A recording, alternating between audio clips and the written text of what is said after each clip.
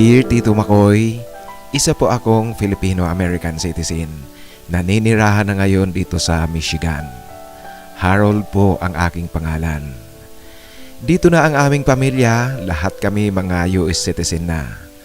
Ako, isang single at alter. Alam mo na, laki ako dito sa Tati. Mas open dito ang mga katulad kong lalaki pero gusto rin ay isang lalaki. Bagamat maraming nagaganap at mga napapabalitang hate crimes laban sa mga katulad ko at sa uri namin ng pamayanan. Pero mas open pa rin dito kung ikukumpara mo sa Pilipinas. Kasi dito, Tito Makoy, hindi mahirap kung gusto mong sabihin kung ano ka talaga. Lumipat kami sa US, bata pa ako. Pakatapos ko lang graduate ng grade 6 dyan sa Pilipinas. At pakalipas ng mahabang panahon, nakauwi rin ako sa Pilipinas na mag-isa. Sa aking pag-uwi, ang unang gagawin ko ay bibisitahin ko ang aking kababata, kaibigan at kalaro noon noong mga bata pa kami, si Tim. Siya talaga ang kaibigan ko mula noon pa, noong nag-aaral kami sa elementarya. Sa tagal ng panahon na hindi kami nagkita, miss ko na talaga ang kaibigan kong ito. Kasi mula nung lumipat kami sa US, wala na kaming naging komunikasyon noon. Kasi nga, Tito Makoy, wala pa namang Facebook noong mga panahon na iyon. Ang inaalala ko lang, Tito Makoy, baka hindi ko siya makilala. Ganoon din si Tim, baka hindi niya rin ako makilala sa muli naming pagkikita. Kinabukasan ng pagdating ko dyan sa Manila, nagpaalam kaagad ako sa aking tiyahin na babiyahe ako patungo sa probinsya sa lungsod kung saan ako isinilang at doon kami tumira bago lumipat sa US. At habang nasa biyahe ako papuntang probinsya, iisa lang ang aking panalangin. Sana doon pa rin sina Tim nakatira sa dati nilang tirahan. Kasi kung sakaling lumipat na sila, malaking problema ito, hindi ko alam kung saan ko sila hahanapin. Nangungupahan lang kasi noon sina Tim sa isang apartment. Ang kanyang mga magulang ay hindi naman talaga taga-lungsod. Kagaya namin, Tito Makoy, ang mga magulang ko ay hindi naman talaga taga-lungsod. Mga dayo lang doon sa lungsod. Pero doon na kami isinilang. Makalipas ang mahabang biyahe mula Manila, maluwalhati kong narating ang lungsod namin. Hapon na ito. Marami na rin ang pinagbago sa lungsod mula noong umalis kami dito. Pero Tito Makoy, tandang-tanda ko pa ang lahat ng mga lugar, maging ang tinirhan namin. Pakarating ko doon sa kanto papasok sa aming dating lugar, lumapit kaagad ako sa mga namamasada ng pedicab. Sa lungsod na ito, Tito Makoy, ang tawag namin ay padjak. Sino na po ang nakatakdang umalis? Yan ang tanong ko sa mga namamasada. O pre, ikaw na, dali. Ang bagal. Dalian mo na. Pasahero yan, wag mong pinaghihintay. Yan ang wika ng isang driver ng pedicab. Sinasabihan yung driver na siya nang nakatakdang tumulak. Sir, ano po ba? Lalarga na po tayo o maghihintay pa tayo ng isa? Tanong sa akin ng driver. Sige na po Manong, larga na po tayo. Ako nang bahala sa iyo. Hindi na kami nag-aksaya pa ng panahon, tumulak na kami ng pedicab driver. At habang nasa daan, tinanong niya ako kung saan raw ako pupunta. Kaya naman sinabi ko na napapunta ako kina Tim, yung kaibigan ko at kababata dati. Sinabi ko rin ang lugar kung saan naroon ang apartment na tinitirhan nila. Naku sir, wala na po sila dito sa lugar namin. Matagal nang umalis ang pamilya ni Tim. Siguro mahigit ng 5 taon. Baka naman po sir, iba ang sinasabi mo. Sige na po, basta dalhin mo ako doon sa apartment nila. Ito ang pagpupumilit ko sa driver para masiguro ko, Tito Makoy, kung tama ang kanyang sinasabi at kung totoo ito. Tumigil nga kami doon sa harap ng apartment nila Tim noon. Tandang-tanda ko ito, hindi ako maaaring magkamali. Bagamat may kalumaan na ang dating apartment, pero sigurado akong ito yung tinitirhan ni Tim. kumatok ako sa may gate ng apartment at merong lumabas na isang babae. Ibang tao na nga yata talaga ang nakatira sa apartment dati nila, Tim. Magandang hapon po. Dito pa rin po ba nakatira si Tim? Kaibigan ko po siya, kababata, at dito rin po ako sa lugar na ito lumaki. Yan ang tanong ko at pagkikwento sa babaeng lumabas. Ay naku sir, pasensya na po. Kami na po ang nakatira rito at hindi ko po kilala at hindi ko alam ang pamilya ng kaibigan mo. Pasensya na po. Yan ang wika sa akin ng babae kasabay ng kanyang paghingi ng paumanhin. Tito Makoy, nalungkot ako kasi totoo at nangyari nga ang kinatatakutan ko. Umalis na sila Tim sa kanilang dating tirahan. Hindi ko alam at wala akong mapagtanungan kung saan sila lumipat. Mabuti na lang ang driver ng pedicab ay hindi ko muna pinaalis kasi nagdududa na ako sa mga sinabi niya nga kanina. Yung kwento niya pa lang habang tumatakbo ang padyak. Sabi ko na sa iyo, sir, matagal na talagang umalis si Tim dito sa lugar namin. Yan muli ang pahayag sa akin ng driver. Ngayon, hindi ko alam kung ano ang gagawin ko kaya minabuti kong pumasok muna sa isang karinderya na malapit sa dating tirahan ni Tim. Tito Makoy, maging itong karinderyang ito ay wala pa ito noong umalis ang aming pamilya papunta ng US. Sa aking pagpasok, inaya ko rin ang driver na samahan niya akong magmerienda. Mas maigi na magmerienda muna ako habang nag-iisip kung ano ang sunod kong gagawin at saan ako pupunta ngayon. Tuliro ang isip ko kaya umupo muna ako sa mesa habang naghihintay ng in-order kong lumi at siopaw. Ang driver ng pedicab, napapansin ko Tito Makoy, titig ng titig sa akin. At pag nahuhuli ko siyang nakatingin sa akin, ngumingiti ito. Pero noong siguro hindi na siya makatiis, nagtanong na ito sa akin. Sandali sir, ikaw po ba si Harold? Yan ang tanong sa akin ng pedicab driver. Medyo nagulat ako. Ay opo, ako po si Harold. Bakit niyo po ako kilala? Yan naman ang sagot ko sa kanya. Nitigan ko siya Tito Makoy para kilalanin at alalahin rin kung bakit niya ako kilala. Pero medyo namumukhaan ko siya Tito Makoy. Sandali, ikaw ba si Mitre? Yan ang tanong ko sa kanya. Oo Harold, ako si Mitre. Alam mo kanina pa kita tinitingnan kaso nagdududa ako kaya hindi muna ako nagsasalita. Ako Mitre, pasensya ka na. Hindi kita nakilala. Anong nangyari sa iyo? Bakit? Ibang-iba na kasi ang itsura mo ngayon. At talagang ang bait mo na, bukod dyan, napakagalang mong magsalita. Sorry ha, kasi hindi talaga ako makapaniwalang ikaw na iyan. Yan ang wika ko kay Mitre. Si Mitre kasi Tito Makoy kamag-aral namin noon ni Tim noong elementarya. Bully siya sa aming dalawa, matigas ang ulo at mahilig manggulo. Kaming dalawa ni Tim ang madalas na inaaway nito. Alam mo Harold, pasensya ka na kung ganoon ako noong bata tayo. Alam mo na, hindi ko pa alam ang mali sa tama. Yan ang paghihingi sa akin ng paumanhin ni Mitre. Ayos lang yan Mitre, alam mo, matanda na tayo. Matagal na panahon na ang lumipas kaya wala na yon. Kaso nga lang talagang hindi kita nakilala kasi malayong malayo ka na sa itsura mo noon. Hindi ka na yung asong bantay. Natatandaan mo pa ba yun yung madalas kang nagagalit sa amin ni Tim pag tinatawag ka naming asong bantay? Yan ang wika ko kay Mitre. Nagtatawanan kaming dalawa Tito Makoy. Napasarap ang aming kwentuhan habang kumakain. Hindi ko napansin, madilim na pala. Kinakailangan ko ngayong maghanap ng matutulugan. Mitre, bukas pa ba yung lodging house doon sa may malapit sa panaderya?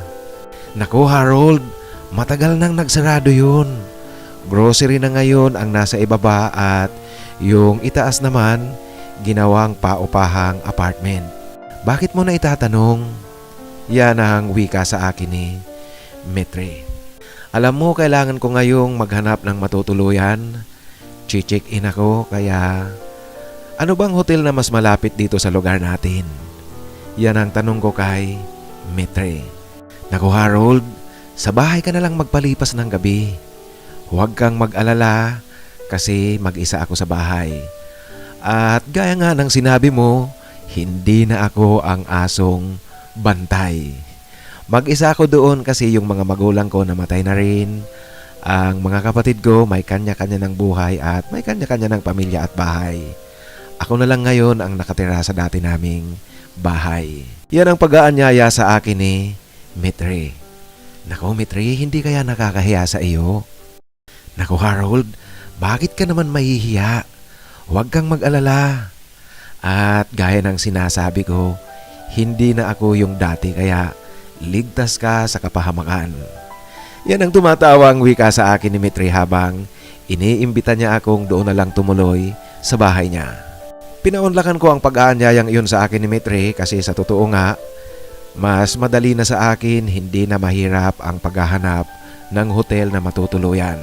At pagdating namin sa kanyang bahay, tama ang kanyang sinasabi, mag-isa pala siyang nakatira doon. Medyo nga lang lumiit ang bahay kasi hinati niya pala ito sa dalawa. Yung kalahati pinapaupahan niya at yung kalahati yun ang kanyang tinitirhan. Sa halip na magbayad ako ng hotel accommodation, noong gabi inaya ko na lang si Mitri na samahan akong maglakad-lakad kami sa sentro para muli kong mabisita ang mga lugar dito na dinadaanan namin at pinapasyalan namin noong mga bata pa kami. Kahit papaano kasi Tito Makoy, namimiss ko rin itong lungsod namin, ang dati kong tahanan. Pagdating namin sa sentro, nakita ko na marami nang nagsulputang mga bagong establishmento. Maging ang mga building ay meron na ring mga matataas at malalaking building. Yung mga hangouts na nakikita ko noon, mga bago na rin ngayon, wala na yung mga dati. Mahabang kwentuhan ang ginawa namin ni Mitri kasama na ang pag-aalala namin noong mga bata pa kami. Nakakatawa talaga. Sa muling paghaharap namin ngayon ni Mitri, hindi ko talaga mapigilan na tumitig sa kanya kasi ibang-iba na nga siya. Hindi ko na mabakas ang kanyang kapilyuhan noon. Magalang, mapakumbaba na ng husto ang pananalita. Maging ang itsura niya ngayon, makisig na rin, hindi tulad noon na tinatawag namin itong asong bantay. Kasi Tito Makoy, ang ugali at itsura niya noon parang aso talaga, yung asong kalye. Maganda na ang kanyang pangangatawan at nababagayan pa ng kanyang kulay na morenong balat. Palibhasa nabibilad ito sa araw sa pagpipidikab niya buong maghapon. Sa labis na tuwa namin ni Mitri sa aming muling pagkikita, hindi namin napansin na parami ang aming nainom. At literal talaga na kami ang pinakahuling customer na umalis doon sa gimikan. Harold, kaya mo pa bang maglakad? Upo ka muna dito at tatawag ako ng tricycle na sasakyan natin pa uwi sa bahay. Yan ang wika ni Mitri sabay, tumawag nga ito ng tricycle. At pagdating namin muli sa bahay niya, pakababa lang ng tricycle. Harold, okay ka lang? Muli niyang tanong sa akin sabay, inakay ako at inaalalayan habang naglalakad papasok sa bahay. Kau naman Mitri, masyado ka namang maalaga. Alam mo, baka hanap-hanapin ko ang pag-aalaga mong yan. Yan ang birong sagot ko sa kanya. Walang problema. Kung ganoon, huwag ka nang bumalik sa tati. Yan ang biroan naming dalawa habang papasok sa bahay. Nauna akong naligo tapos umupo lang muna ako sa sala habang naliligo itong si Mitri. Nahihiya naman po kasi ako na pumasok na sa silid tulugan kasi iisa nga lang ang kanyang silid tulugan. Hindi ko alam kung saan ako papatulugin ni Mitri. Noong lumabas sa banyo si Mitri, nakatapis lang siya ng tuwalya. Tito Makoy, lalong tumambad sa akin ang kanyang namimilog na dibdib at ang mga muscles sa kanyang braso at binti. Parang maglalaway yata ako, Tito Makoy. Kaya pasimple na naman akong tumingin sa kanya, yung sinisiguro kong hindi niya makahalata kasi nakakahiya. Nakasando lang ako noon at nakashort na ng pantulog. Harold, ang ganda pala ng mga muscles mo sa katawan. Yan ang wika niya sa akin. Anong magandang sinasabi mo ikaw nga yang maganda ang katawan mo. Alam mo Mitri, medyo defined lang ng konti ang mga muscles ko sa katawan kasi nag-gym ako doon sa state. Pero mas maganda kayang di hamak ang katawan mo. Tingnan mo yan. Yan ang palitan namin ng papuri sa bawat isa, Tito Makoy. Siya nga pala Harold, pasensya ka na dito sa bahay ko. Maliit lang kasi pinapaupahan ko na nga ang kalahati nito. At alam mo yung tulugan natin iisa lang pero wag kang mag-alala kasi king size naman ang kama. Kaya maluwang yon. Mitri naman, ikaw nga ang pasensya sa akin kasi ako ang nakaka-istorbo sa'yo ngayon.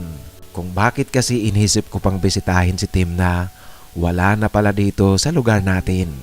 Ayos lang yan Harold. Alam mo, mabuti ngang wala na sila Tim dito kasi nagkaroon tayo ng pagkakataon na makapagkwentuhan muli. Masayang masaya ako ngayon sa muli nating pagkikita. At alam mo, natatawa ako na hanggang ngayon, yung dati pa rin palang pagkakakilala mo sa akin ang naaalala mo. Pero ang saya ko talaga na nagawi kang muli dito sa lugar natin. Tara, pasok na tayo doon sa silid. Yan ang wika sa akin ni Mitri. Nagsuot si Mitri ng sando at boxer short na pantulog din. Patay na ang ilaw sa loob ng bahay pero hindi gaanong madilim sa silid kasi merong liwanag na kaunting pumapasok sa nakalaylay na kortina sa may bintana nito. At dahil naaaninag ko si Mitri habang nakahiga ito, pasulyap-sulyap ako habang nakahiga. Kitang-kita ko ang hubog ng kanyang magandang katawan. Sa katititig ko sa kanya, nahuli niya akong nakatingin talaga, Tito Makoy. Nakakahiya. Pero nang mahuli niya ako, pinikit ko kaagad ang aking mga mata para kunwari natutulog ako at bahagya lang na nagising. Humarap sa akin si Mitri sa kanyang pagkakahiga at lumapit ito sa akin. Hindi nag-alangan, niyakap niya rin ako ng marahan. Hindi ka ba nakakatulog? Baka naman Harold na mamahay ka. Ano kaya kung gamitan kita ng power up touch para antukin ka at makatulog ka ng mahimbing? Yan ang wika sa akin ni Mitri. Hindi ako Tito Makoy kumibo at ginawa niya ang sinasabi niyang power up touch. Effective nga talaga kasi dinadalaw kaagad ako ng antok. Pero yung antok nawala kasi habang tumatagal si Mitri sa kanyang ginagawa. Napapansin ko Tito Makoy, palakas ng palakas ang kanyang ginagawang power up touch at humihigpit na rin ang yakap niya sa akin. Mitri, anong ginagawa mo? Bakit humihigpit at lumalakas ang yakap mo sa akin? Yan ang tanong ko sa kanya. Ay sorry kasi gusto kong makatulog ka talaga ng mahimbing. Bakit? Ayaw mo ba? Ayaw mo ba Harold ng power up touch? Yan ang tanong sa akin ni Mitri. Siyempre naman gusto ko, pasaway ka. Uumpisahan mo tapos iisipin mong ayaw ko. Kaya sige lang. Yan ang wika ko kay Mitri kasi Tito Makoy. Natutuwa talaga ako at nasisiyahan sa kanyang ginagawa.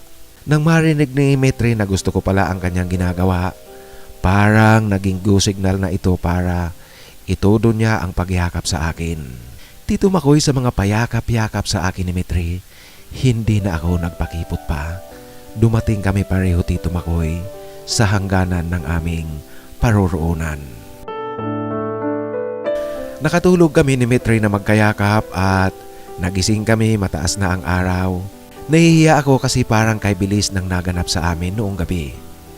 Pero si Mitri sa tingin ko parang normal na normal lahat sa kanya ang naganap sa amin kagabi. Harold, huwag ka na munang bumalik sa Manila. Dito ka na lang muna, magbakasyon ka.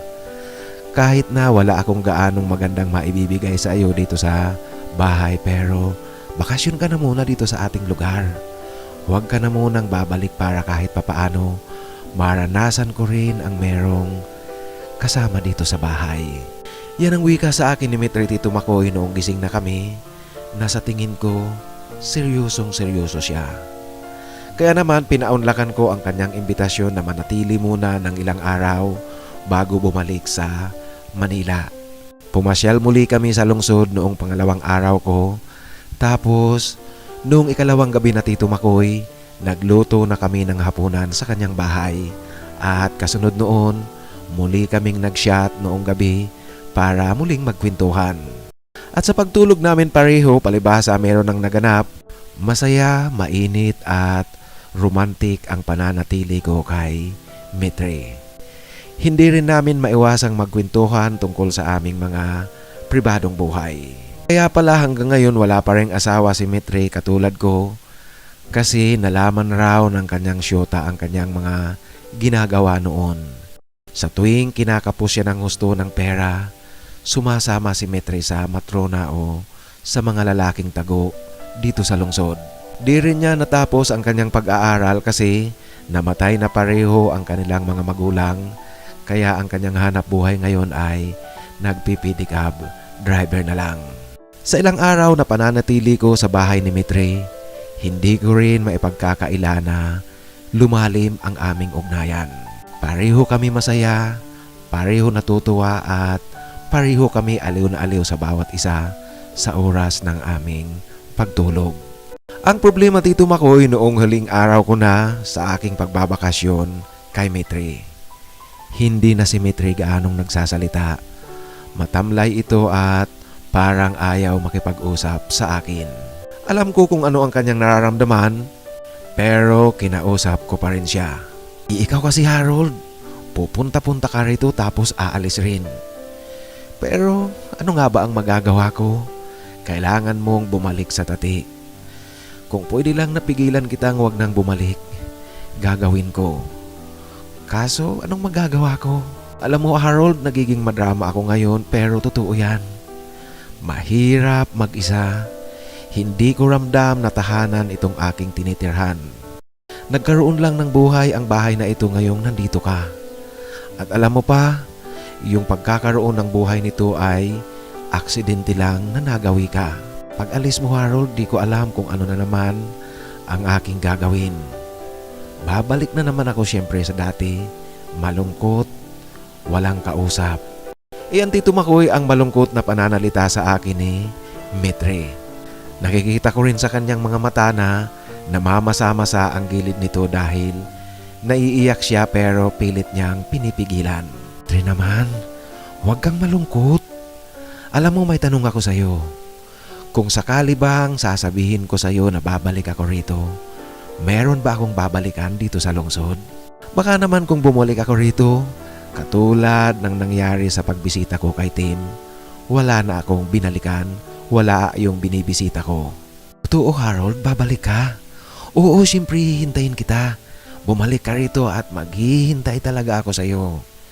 Yan ang sagot sa akin ni Mitri na seryosong seryoso Tito Makoy ang kanyang mukha habang nagsasalita.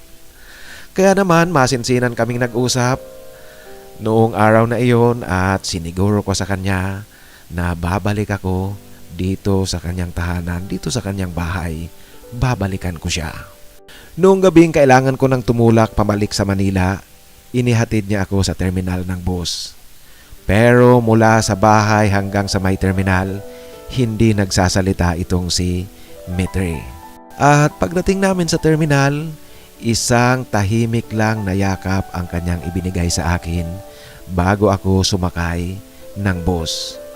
Pagkatapos, nauna siyang umalis, hindi ito lumingon, dire-diretsong naglalakad papalabas ng terminal. Maging ako man Tito Makoy, sangkatutak na kalungkutan ang dumapong bigla.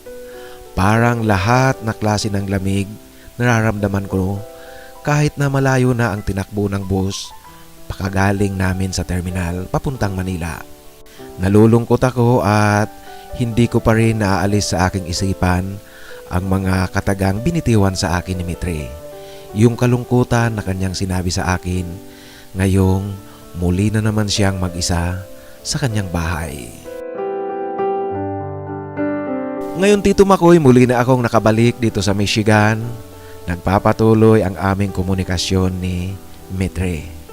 Binilhan ko siya ng bagong cellphone para mas maganda ang signal tuwing nag-uusap kami sa Messenger.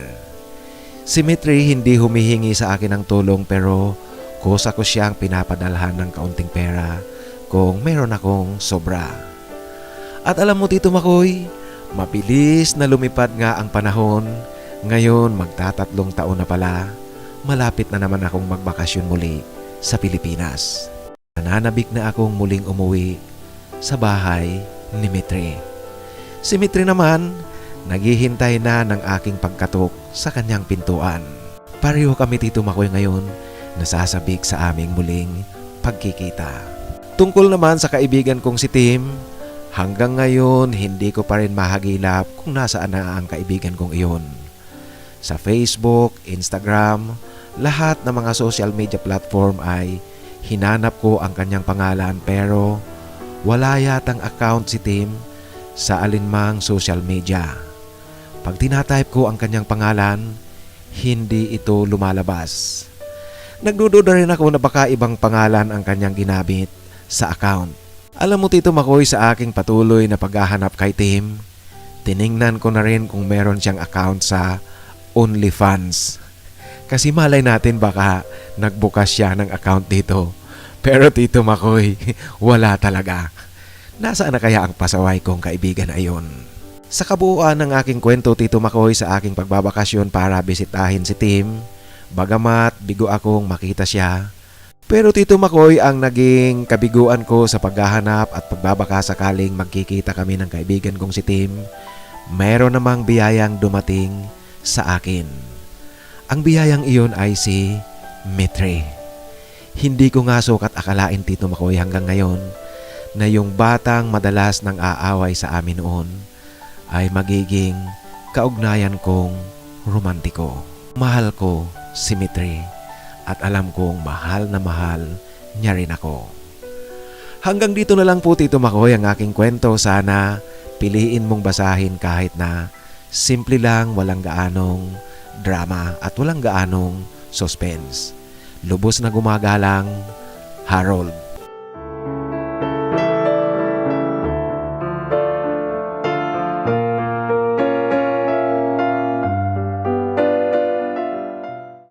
Sa muli Tito Makoy, magandang araw sa iyo at sa lahat ng mga nakikinig sa iyong channel. Nung ipinadala ko sa iyo ang aking kwento, papasok na iyon sa pangatlong taon na aking pagbibilang. At nung mailathala mo nga ang aking kwento, ilang buwan na lang talaga ang natitira. Magtatatlong taon na pala mula nang umalis ako sa Pilipinas pabalik sa US. Yung unang nagkita kami ni Mitri.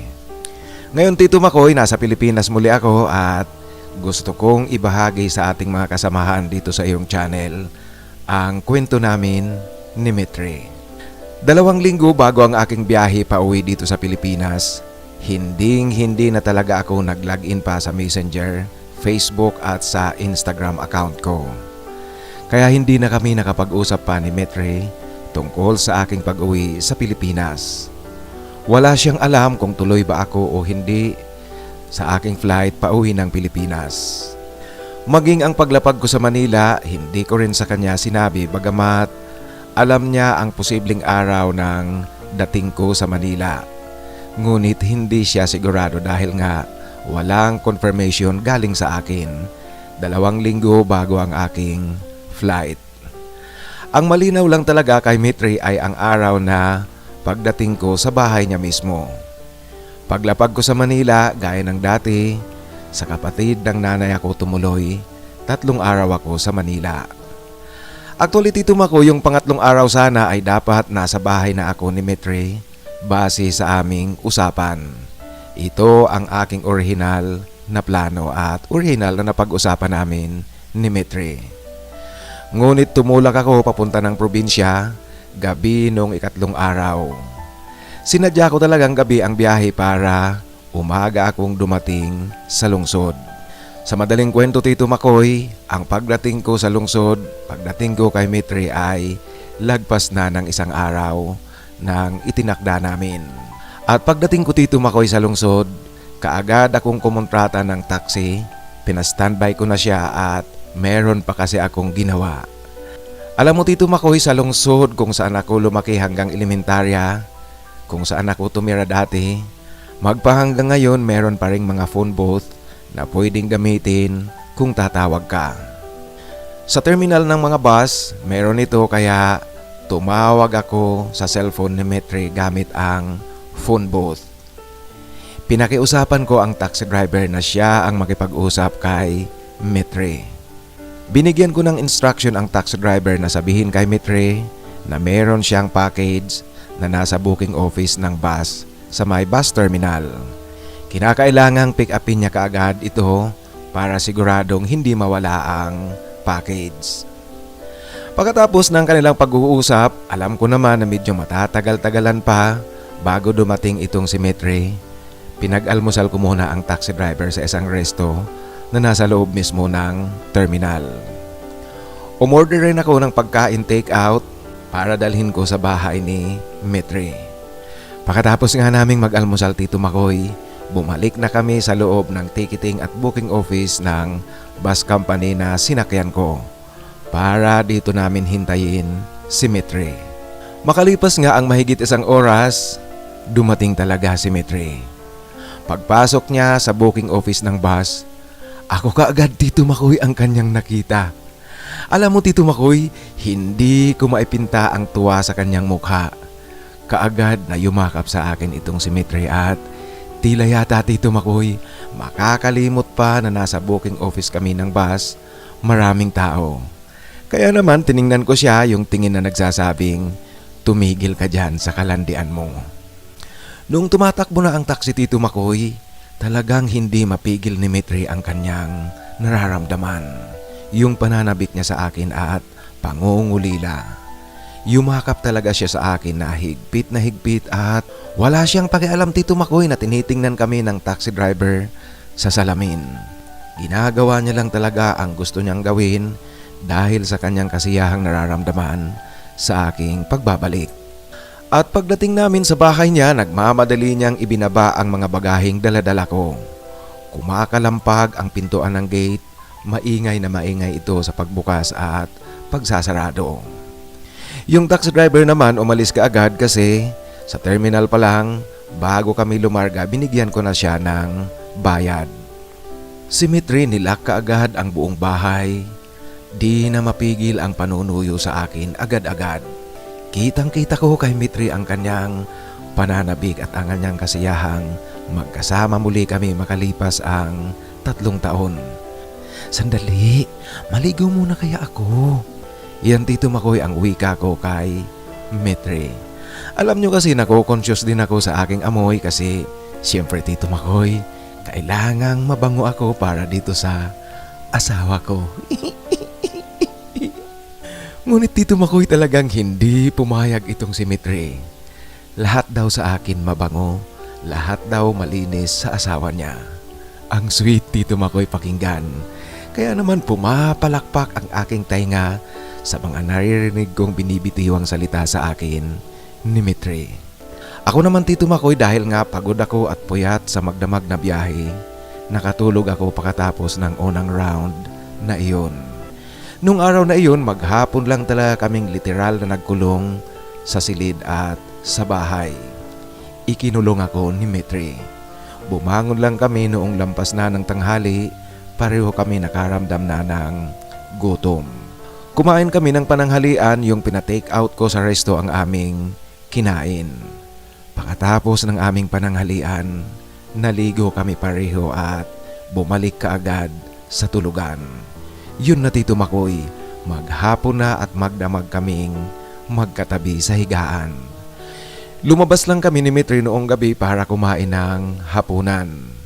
Meron palang mga hinandang pagkain itong si Mitri kahapon kung dumating sana ako kahapon. Ininit namin iyon at iyon ang aming kinain sa hapunan. Pagkatapos na naman naming kumain ng hapunan, nagmamadali itong si Mitri na bumalik kami sa higaan. Noong pangalawang araw, saka nagkwento sa akin itong si Mitri. Labis pala ang kanyang pagkalungkot noong hindi ako dumating sa itinakdang araw at napagkasunduan namin na darating ako. At napansin ko rin Tito Makoy na pinaghandaan talaga ni Mitri ang aking pagbabalik. Kasi maayos na maayos ang kabahayan, maging ang higaan namin bagong palit ng bedsheet. May mga inayos din siya sa bahay at kaya pala hindi ako nakakaramdam ng alinsangan kasi meron ng aircon ang silid tulugan. Yung mga paunti-unting ibinibigay ko kay Mitri noon habang nasa US ako, ginamit niya pala sa pagpapaayos ng bahay at pinambili ng aircon. Ang kanyang kinikita araw-araw sa pamamasada ng pedicab, ang kanyang mga ginagasta sa pangangailangan niya rin araw-araw. Alam mo Tito Makoy, na-touch din ako sa kanyang ginawa. Kasi sininop niya talaga ang mga paunti-unting ibinibigay ko sa kanya noon. At ngayon sa aking pagbabalik, muli kaming magkasama, pinagmamasdan ko itong si Mitri. Masiglang masigla ang kanyang kilos, maging ang kanyang pagmumukha. Hindi kagaya noong una kaming magkita, matamlay ito at malungkot talaga. Ibang-iba Tito Makoy ang epekto kapag kasama ang asawa. Ito ngayon ang nakikita ko kay Mitri.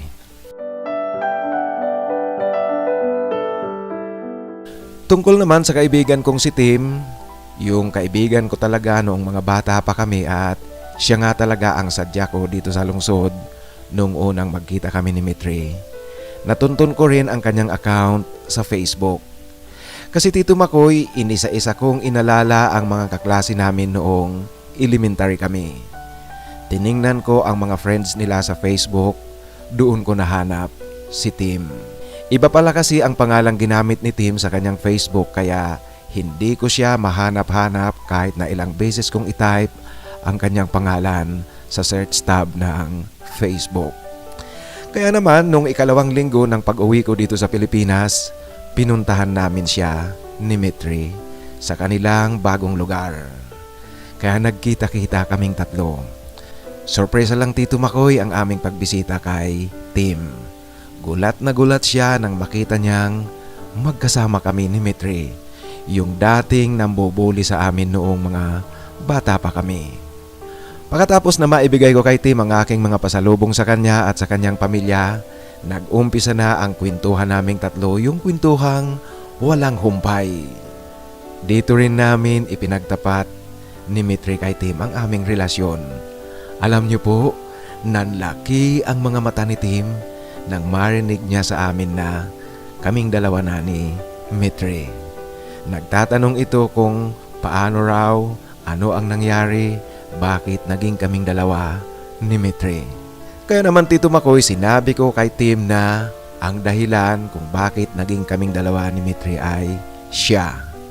Kasi noong unang pagbalik ko sa lungsod, siya talaga ang sadya ko ngunit wala na sila roon. Kaming dalawa ni Mitri ang nagkita. Sa aming kwentuhan Tito Makoy, siyempre mga matured na, matatanda na rin.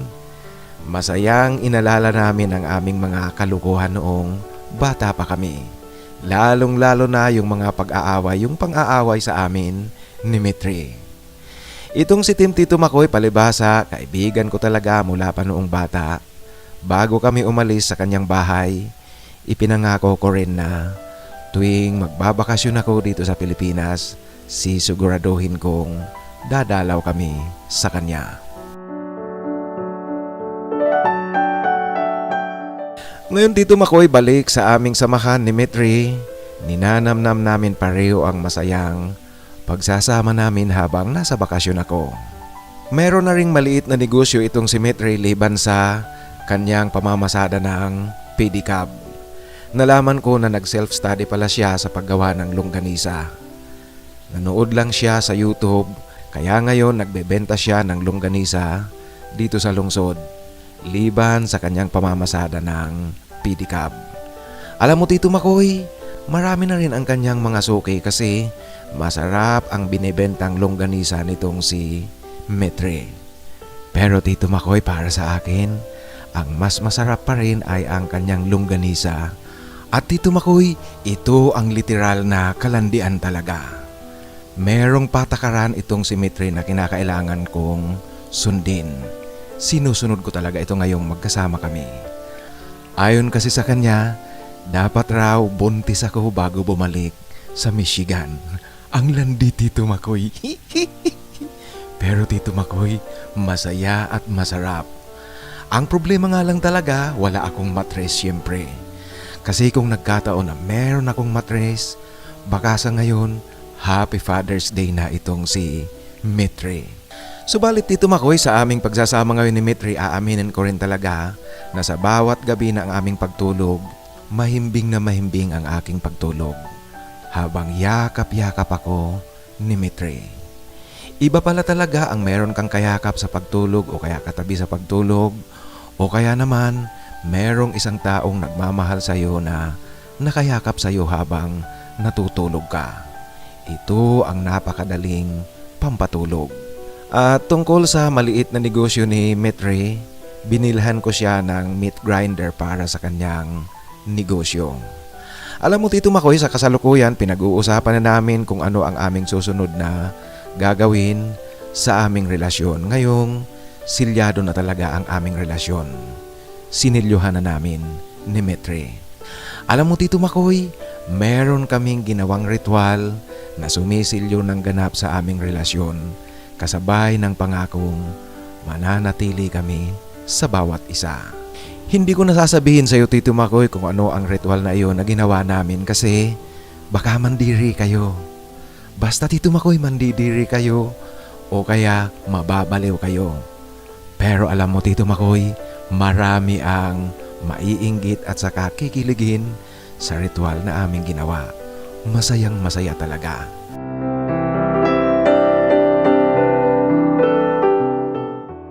Plano ko rin Tito Makoy na dalhin o isama sa US itong si Metre.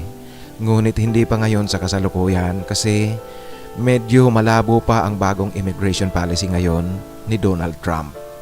Ngunit Tito Makoy, talagang i-apply ko ng visa itong si Metre. Tourist visa muna. Pag nakarating na siya sa US, saka namin pag-iisipan kung saan ba talaga kaming dalawa. Sa US ba o sa Pilipinas kami mananatili. Magninegosyo rito o kaya sa US din. Ito muna ang aming inisyal na plano sa ngayon. Pwede rin namang tutukan na lang namin ang kanyang maliit na negosyo at palaguin ito, i-expand ng paggawa ng hotdog at iba pang mga cold cuts product. Sa aking panig rin Tito Makoy, kumuha rin ako ng lote sa isang subdivision dito sa lungsod. Huhulugan ko ito buwan-buwan. Alam niyo po, sa ngayon isang buwan pa bago ako bumalik sa US kaya ini-enjoy muna namin ni Metre ang aking bakasyon. Itong panahon na magkasama kaming dalawa, nagsasama kami sa isang bubong. Alam mo Tito Makoy, sa seryosong usapan, mahal na mahal ko talaga itong si Metre. Hindi ko maipaliwanag at hindi ko maarok ang pagmamahal na aking nararamdaman para sa kanya. At nararamdaman ko rin na mas higit pa ang pagmamahal ni Metre sa akin. Kasi Tito Makoy, ang isang tanda nito ay yung mga ibinigay ko sa kanya noon na paunti-unting pera noong nasa US ako. Pwede niyang waldasin lang iyon ng kung ano-ano lang sa mga walang kabuluhang bagay. Ngunit hindi yun ang ginawa ni Metre. Sininop niya at pinahalagahan ang mga perang aking ipinapadala noon. Kaya sa tingin ko Tito Makoy, isang malaking tanda ito ng pagmamahal sa akin ni Metre. Liban pa sa matamis na panunuyo sa akin ni Metre, gabi-gabi sa aming pagtulog. Ramdam na ramdam ko kung sino ako at kung ano ako sa kanya. Tito Makoy, i-congratulate nyo naman po ako sa pagkakaroon ng asawang gwapo, merong longganisa, barako at makamandag ang ahas. Masarap ang kanyang longganisa. Alam mo Tito Makoy, kung hindi mo ako i-congratulate, iisipin ko na kasama ka sa mga naiinggit. Aminin, Tito Makoy. Hanggang dito na lang po ang aking kwento, Tito Makoy. Sana po magustuhan ng iyong mga tagapakinig ang ikalawang yugto ng aming kwento ng aking mahal na si Mitri. Lubos na gumagalang, Harold. Maraming salamat, Harold, sa pagbabahagi mo ng iyong kwento. Alam mo, tama ka. Marami ang mapapasana all sa kwento niyong dalawa ni Mitri. Nakakatuwa nga talagang tingnan at isipin na kayong dalawa ang nagkatuluyan kahit pa pareho kayo lalaki at nung mga bata pa kayo, itong si Mitri ang bully. Nagpapatunay lang ito na ang pag-ibig talaga ay makapangyarihan. Ito ay namumuo o kaya kusang dumarating sa tao, sa bawat tao. Walang kinikilalang kasarian, walang kinikilalang kaibigan at kaaway. Kasi kahit na kaaway mo pa yan, pag pareho kayo nakaramdam ng pag-ibig, nawawala ang away na yan. Yung awayan, biglang nagiging pagmamahalan. Sa muli, maraming salamat at congratulations sa inyong dalawa. O yan, kinongratulate na kita para hindi mo isipin na naiinggit ako. Hindi talaga ako maiinggit kasi natutuwa ako sa nangyayari sa inyo ngayon at sa kinahinatnan ng relasyon nyo ni Mitri.